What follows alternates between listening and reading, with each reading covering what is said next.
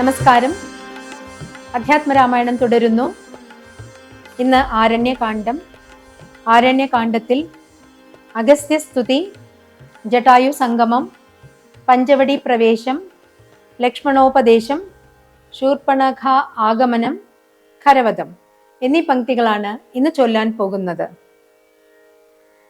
കുംഭസംഭവനിധി സ്തുതിച്ചു ഭക്തിയോടെ ജംഭാരി തന്നാൽ മുന്നം നിക്ഷിപ്തമായ ചാപം ബാണതുണീരത്തോടു കൊടുത്തു ഖഡ്ഗത്തോടും അദൃശൃംഗാഭം തത്ര പദ്ധതി മധ്യേ കണ്ടു പത്രിസത്തമനാകും വൃദ്ധനാം ജടായുഷം നന്നായാശ്ലേഷം ചെയ്തു നൽകിനാൻ അനുഗ്രഹം. എങ്കിൽ ഞാനിരിപ്പതിനടുത്തു വസിക്ക നീ കിങ്കരപ്രവനരനായി വാഴുക മേലിൽ ഭവാൻ എന്നരുൾ ചെയ്തു ചെന്നു പൊക്കിതു പഞ്ചവഴി തമ്മിലമ്മാറ് സീതാ ലക്ഷ്മണ സമേതനായി പർണശാലയും തീർത്തു ലക്ഷ്മണൻ മനോജ്ഞമായി. ലക്ഷ്മണൻ ഒരു ദിനം ഏകാന്തേ രാമദേവൻ തൃക്കഴൽ കൂപ്പി വിനയാൻവിതനായി ചൊന്നാൻ മുക്തിമാർഗത്തെ അരുൾ ചെയ്യണം ഭഗവാനെ. ഭക്തനാമടിയനോടജ്ഞാനം നീങ്ങും വണ്ണം ശ്രീരാമനതു കേട്ടു ലക്ഷ്മണൻ തന്നോടപ്പോൾ ആരൂഢാനന്ദമരുൾ ചെയ്തിതു വഴി പോലെ. മൽക്കഥാ പാഠ ശ്രവണങ്ങൾ ചെയ്യുകയും മുതാ മൽഗുണനാമങ്ങളെ കീർത്തിച്ചു കൊള്ളുകയും സന്തതമിത്തമെങ്കിൽ വർത്തിക്കും ജനങ്ങൾക്കൊരന്തരം വരാതൊരു ഭക്തിയുമുണ്ടായി വരും. ഭക്തി വർദ്ധിച്ചാൽ പിന്നെ മറ്റൊന്നും വരേണ്ടതില്ലാത്ത മോത്തമന്മാരായുള്ളവരവരല്ലോ.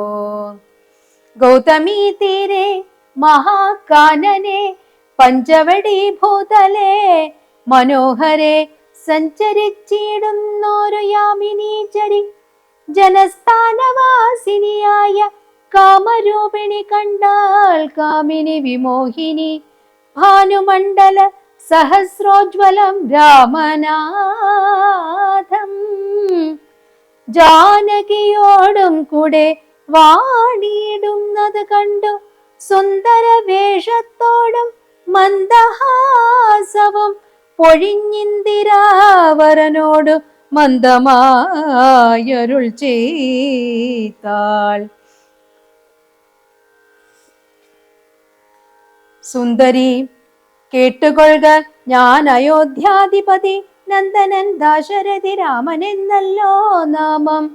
എന്നുടെ ഭാര്യ ഇവൾ ജനകാത്മജ സീത, ധന്യേ മൽഭ്രാതാവായ ലക്ഷ്മണൻ ഇവനെടോ എന്നത് കേട്ടന്നേരം ചൊല്ലിനാൾ നിശാചരി എന്നോട് കൂടെ പോന്നു രമിച്ചു കൊള്ളേണം നീ. നിന്നെയും പിരിഞ്ഞു പോവാൻ മമ ശക്തി പോര, എന്നെ നീ പരിഗ്രഹിച്ചിടണം മടിയാതെ. മാനവ വീരൻ അവളോടരുൾ ചെയ്തു, ജാനകിയാകും അവൾ എന്നുടെ പത്നിയല്ലോ. മാനസേ പാർത്താൽ വെടിഞ്ഞിടരുതൊന്നുകൊണ്ടും സാപത്ന്യോദ്ഭവ ദുഃഖം എത്രയും കഷ്ടം കഷ്ടം എന്നതു കേട്ട നേരം സൗമിത്രി സമീപേ പോയി ചെന്നവൾ അപേക്ഷിച്ചാൽ ഭർത്താവാകെന്നു തന്നെ ചൊന്നവളോട് ചിരിച്ചവനു മുര ചെയ്താൻ എന്നുടെ പരമാർത്ഥം നിന്നോട് പറഞ്ഞിടാം. മന്നവനായ രാമൻ തന്നെ ദാസൻ ഞാനോ, ധന്യേ നീ ദാസിയാവാൻ തക്കവളല്ലയല്ലോ.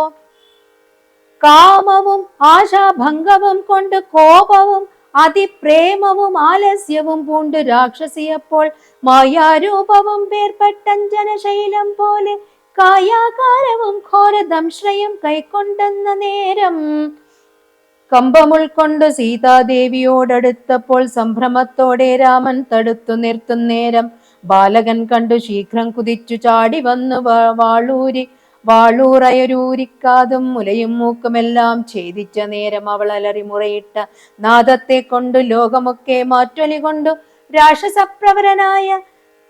രാക്ഷസപ്രവരനായിടിനി ഖരൻ മുമ്പിൽ പക്ഷമറ്റവനിയിൽ പർവ്വതം വീണ പോലെ വീർത്തേറ്റം വിറച്ചലറി ഗദ്ഗതമാർത്തി പൂണ്ടോർത്തു ഭീത്യാ ചൊല്ലിനാളവളപ്പോൾ. എന്നിവ കേട്ട് ഖരൻ കോപത്തോടുര ചെയ്താൻ, ദുർനയമേറെയുള്ള മാനുഷാധമന്മാരെ കൊന്നു മൽഭഗിനിക്ക് ഭക്ഷിപ്പാൻ കൊടുക്കണം എന്നതിനാശു 14 പേർ പോക നിങ്ങൾ.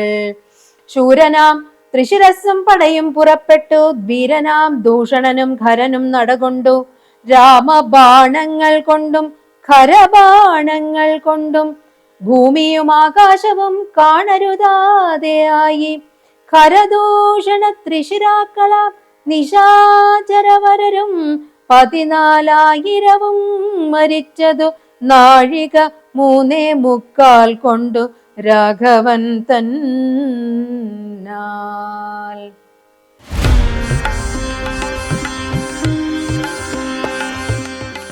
Continuing Adhyatma Ramayanam. Today in Aranyakandam we are going to see Agastya Stuti, Jatayu Sangamam, Panchavadi Pravesham, Lakshmano Upadesham, Shurpanakha Agamanam, Karavadam.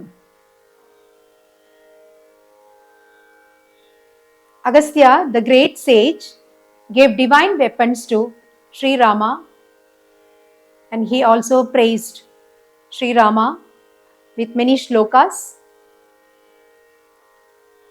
After that they proceeded, Rama, Lakshmana and Sita proceeded in the forest. They came across Jatayu, the bird. Jatayu was Dasharatha's friend. So Jatayu was very glad to see Rama, and he showed a place called Panchavati, which was near his own abode, and where he advised Rama, Sita and Lakshmana to stay. Accordingly, Lakshmana built a very beautiful Parnashala in Panchavati for all of them to stay. And while they were staying very peacefully in Panchavati, one day Lakshmana requested Sri Rama, "My dear brother, please give me Sadupadesham. I want divine words from you, how to live peacefully and attain moksha." Accordingly, Sri Rama gave advice to Lakshmana. He gave a lengthy advice, and finally he said, "You chant my name, Narayana's name, and have devotion in me, and finally you will get moksham." So one day, as they were peacefully spending their days in Panchavati, Shurpanakha, the demoness, Ravana's sister, she came there. She had come to visit her brothers Khara and Dushana in Janasthanam.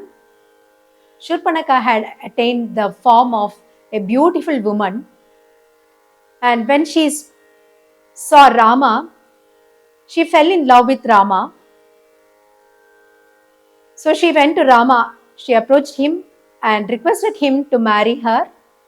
Rama said, "I am Dasharatha's son Rama. I am married to Janaki. She is sitting beside me. I cannot marry you. Please go and ask my brother Lakshmana, who is sitting at the entrance of this Parnashala." So even though she was disappointed, Shurpanakha went to Lakshmana and she requested him to marry her, for which Lakshmana said, "My duty is to serve my brother and my sister-in-law Sita ji. I am like their servant. I am always at their disposal. So if you marry me, you will not get any happiness. You will also be like a maid like me. So you are not meant to be a maid. So I cannot marry you."